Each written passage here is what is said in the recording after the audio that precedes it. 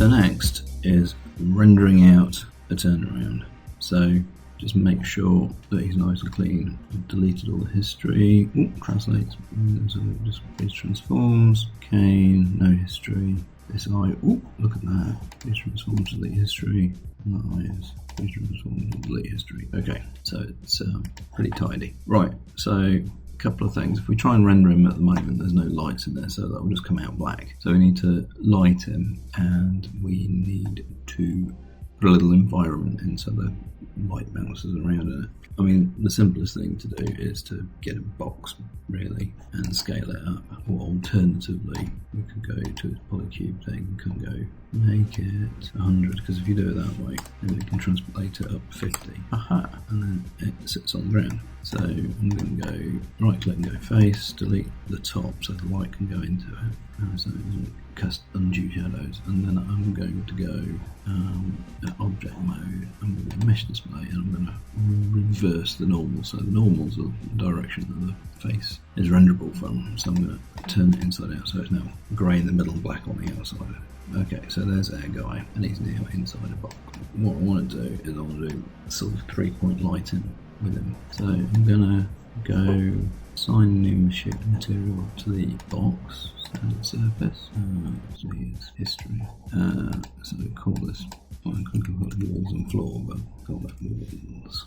There we go. And I'm going to make it a kind of beigey, kind of pale beige, something like that. There we go, pale beige. Very pale. I don't want it to be shiny, so roughness goes up to 0.9. Right, so there's our guy, and he's standing in a room.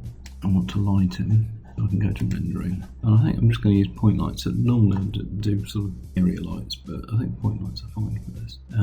So we're showing light. Yeah, we are showing lights because we're showing everything. So I'm going to put one over here, up there, and that's going to be his key light, and I'm going to try it at 500 intensity, and then just see what that looks like. Hold, and that's not too bad at all. Shadow's a little bit harsh. It's rendering okay. So let's just see, go to Arnold, its radius. If I give it a radius of 0.3, something like that, and then render it again, we should get softer shadows. Still quite harsh. Let's move them over there a bit. We could do this as a live update, but they're still quite sharp close, but it's softer further away. Radius 0.5, radius of 1. I was getting very soft over there, but it's still quite sharp close. So I think that'll do. Okay, cool. So that is our key light. So that's where his main sort of light is coming from. Then I'm going to Control D, and I'm going to duplicate it. Duplicate it. The light will be key light. Okay, point light 2 is going to be fill light. Okay, so fill light needs to be less bright, and it's over here. And its job is to fill in the darker bits left behind the first one. So I'm going to take its intensity down to 250, and let's have a look what that looks like. And now you can see you've got a softer shadow over there, so it should be brighter on one side and darker on the other. What I'm going to do is on fill light, I'm going to tell it not to cast shadows. So we only want shadows from its primary light. That's okay. Get to see the walls a little bit, and then the other light that we want to put in there is a top light. I'm going to Control D and duplicate this one, and this is just to pick him out from the background a little bit. So, right. And so the top light wants to be very much just above and behind him. And the idea is that that's very high, and so this one only wants to be about 100. And if you want to just pick out the different effects, you can colour them a little bit. So fill light, if I do it in blue, do it very, very faintly blue. And if I do the top light, very, very faintly yellow, just so it's got a little bit of colour to it. You'll be able to see the effects of the different lights, hopefully. I'm really seeing the top of that's pitched backwards anyway, so it's a bit difficult to get a sort of sense of the top light working. But anyway, it's there. We've got these 3 lights, and he's illuminated and saying, what we want to do now is put a camera all the way around him, and so I'm going to make a camera. There's a camera 1. Now obviously if you come over here with camera 1, you can key translations and rotation, so you could actually sort of like just move the camera around and key its position. But what I'm going to do for this is I'm going to go create Nerves Primitives circle. I'm going to go R. I'm going to make it about most of the way out towards the wall, I think. There you go, something like that. And then the other thing I'm going to do is where it says sections 8, I'm going to go 60, because that's how many points it's got controlling it. And if you put 8 in there, the camera tends to jerk around a bit as it goes around the circle. Whereas if we do it this way, right, I'm going to put that there-ish. And now I want to get the camera, that one, I want it to follow the path, and then just say camera will control the camera.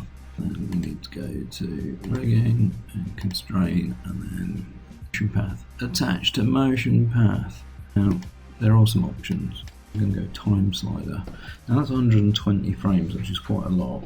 So we could, made this. I mean, I could go start time or 1, end time. 30 frames. That is 30 frames, isn't it? Well, let's 48 frames. 2 seconds. Apply. And then I'm going to do make this 48 frames. So now you can see here that camera's on there. And if I do this, it will go around in 48 frames. Lovely. That's what we want to do. So now we can go panels, perspective, camera 1, and that's what we can see our guy.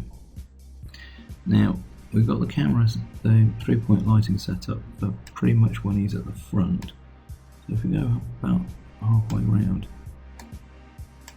in fact, I want to make this constant velocity so you can see the camera's position is controlled there by the constraint. So what we want to do is go Windows, Animation Editors, Graph Editor, and that's the motion path there.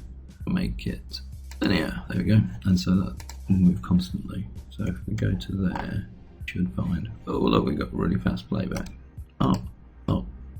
Speed, every frame, 24 frames a second, thank you very much. I'll do 24 frames a second. Save. So now it should do that, and it should rotate fairly constantly. Nice. Okay. If we go into the top view again, that camera is either just before or just after that. So I'm going to go with there. I'm going to get 3 lights, so those 3. I'm going to shift select camera and go P.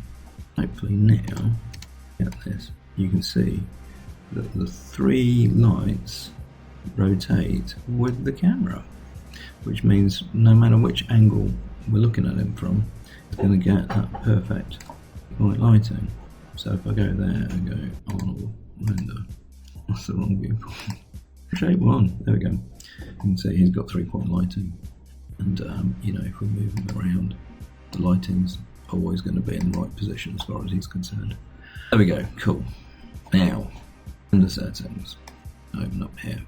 Right, we need image format to be PNG for this. Now, normally it comes in name die extension single frame. We don't want a single frame, we want a sequence, so we need a hash. Hash being the number name, hash die extension is the one I like. End frame is 48. And basic preset tends to be that, it's the basic one, that one HD 540. I'm just going to go 720, let's go with HD 720.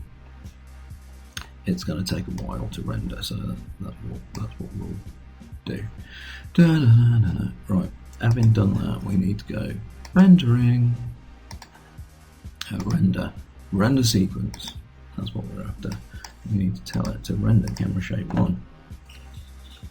Now, if you don't use ultimate output file location, it will render directly into your image file folder, project folder. So that's pretty much where we want this to go. And so what I'm going to do is I'm going to go render sequence, and I'm going to halt the video while it renders, because otherwise that's going to be really boring. And then we'll look at putting it together as a video after it's rendered it out. So there you go, render sequence, and I'll catch up with you in a minute. So those images have rendered. So I've open Premiere. So I'm going to go File, Import. Where's Import? There it is.